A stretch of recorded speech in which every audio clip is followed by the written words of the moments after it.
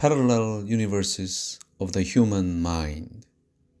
You don't live in the world, you live in your world. Breathe in deeply and breathe out deeply. We are meeting now. We are meeting the breath. It looks like unlimited things are happening in the world. But when we close eyes and when we stay now, we realize if we disappear, actually everything disappears. We cannot imagine, well, a situation that everything disappears, like everything. But somehow we can imagine the situation that we disappear, we personally. However, at this moment, while we are breathing, we are somehow separated from everything else. We acknowledge that everything else is phenomenon, it's outside, it's not you, things like that. So it looks like you are getting engaged in everything every day, anytime. However, if you bring yourself back to the most simple yet profound thing, like this breathing, you realize actually all of them, including any sound you hear, your memories, your thoughts, are somehow drifting away, as if they are manifesting that they are not who you are. Again, however, though, if you bring back your mind to now, maybe then you wonder, like, it's the other way, it's opposite. What I meant by that is, maybe everything else exists. Everything else exists except you. Open your eyes. So people, whether they think or perceive or meditate, contemplate, they are going to one world or another world, basically their own world, and believe that the world that they experienced personally is more like real world than the world we share. And on top of that, they learned this quantum physics. They don't really know what that is, but they can explain a lot. And then they somehow say it makes sense.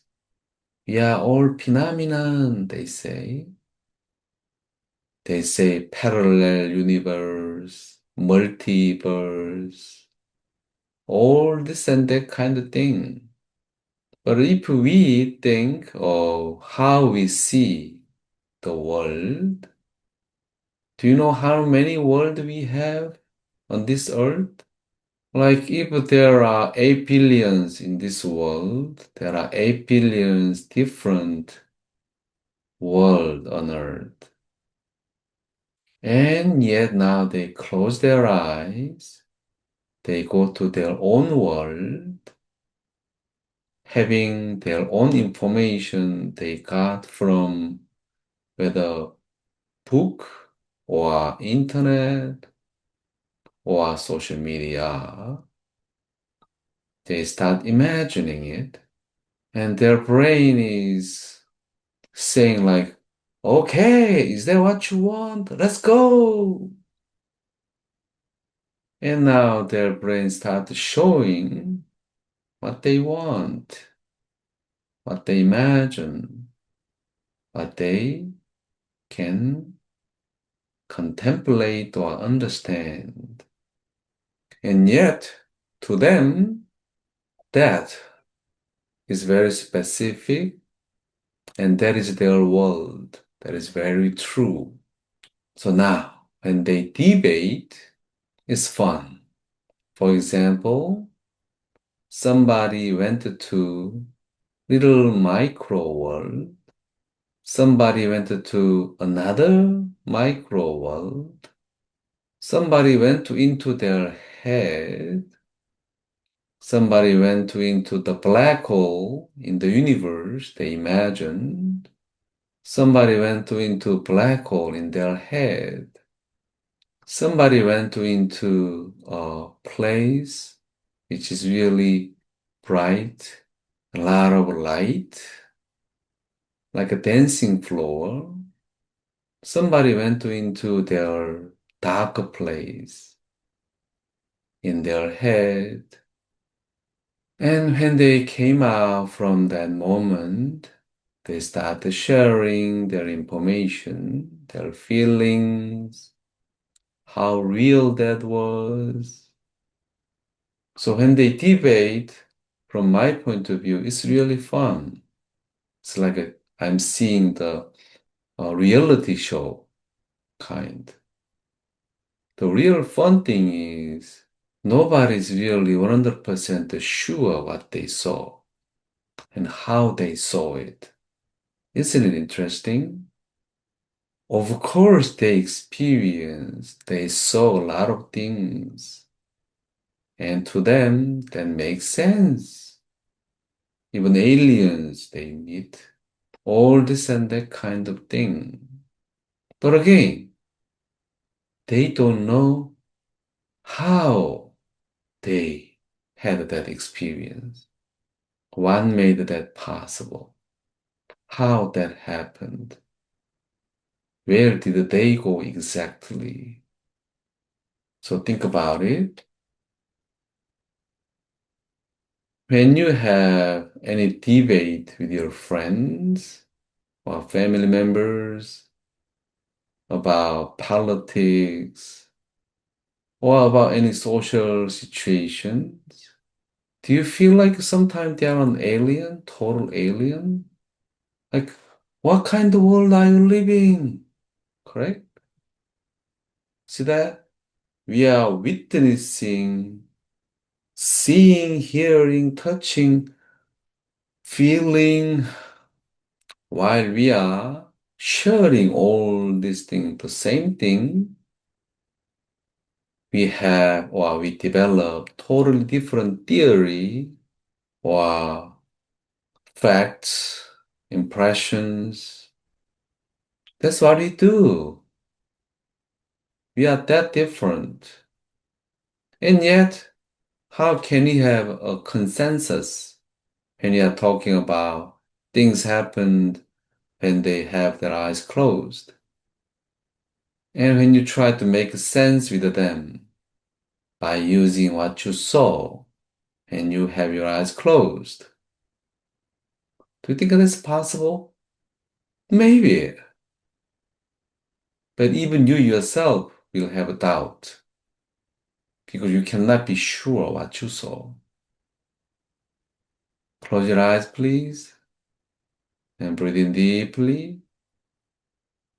and breathe out deeply. You have your eyes closed right now, and you are listening to me.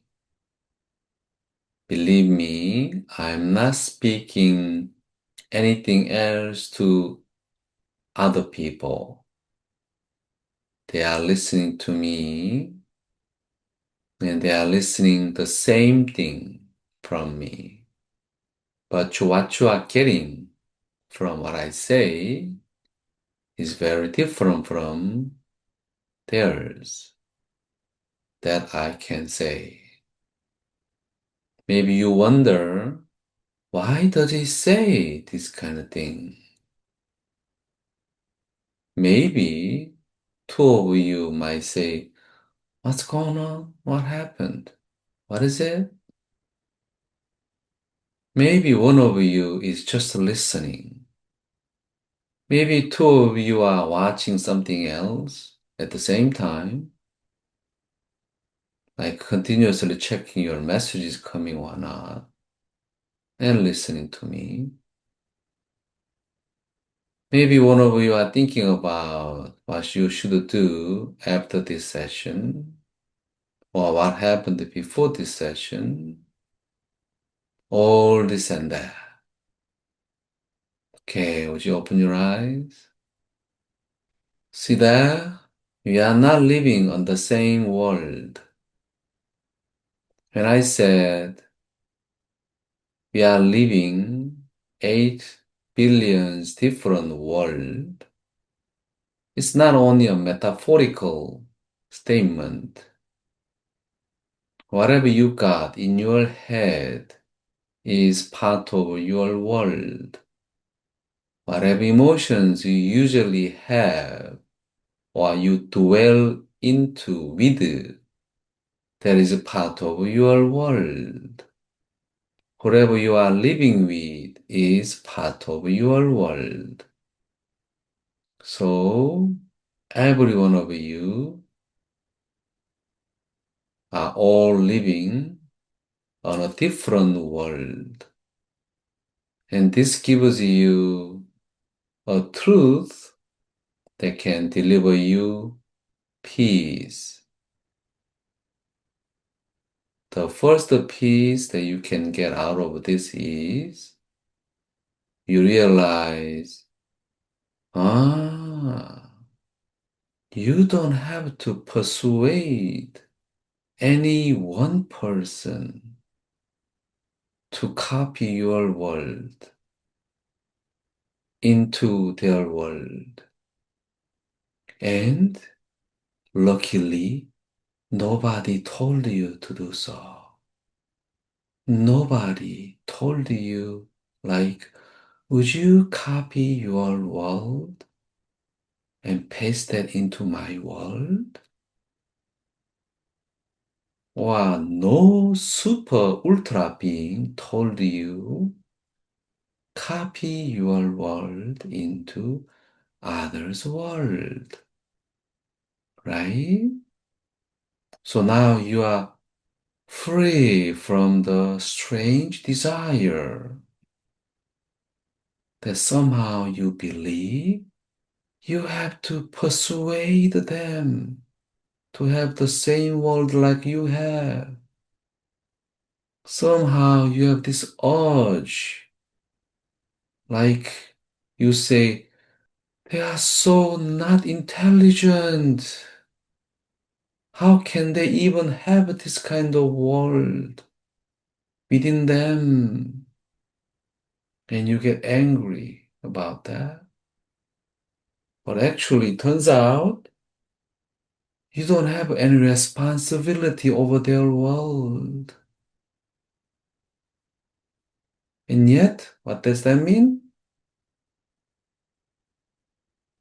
You have no privilege to copy your world, paste into their world. And we don't like any individual when they try to force. You know what I'm saying? Right. Somehow they are very delusional.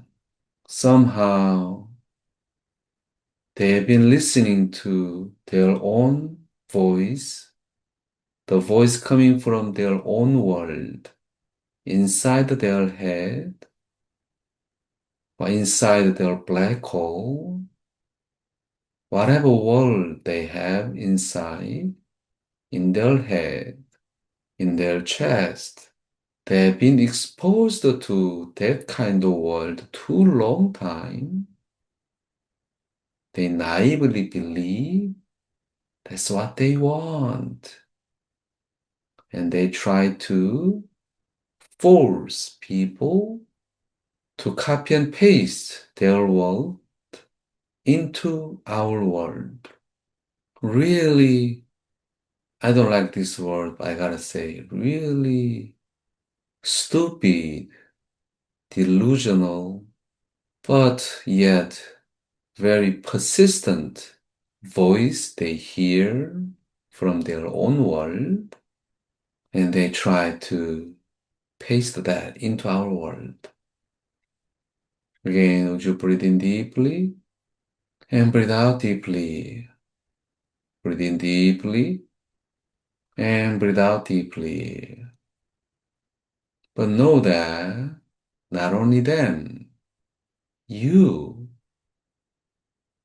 you have that kind of strange desire as well.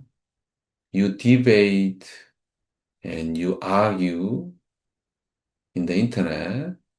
Think about that, what you are doing. You are trying to copy your world and paste into their world. So you want to stop that. So stop trying to force people to believe your world.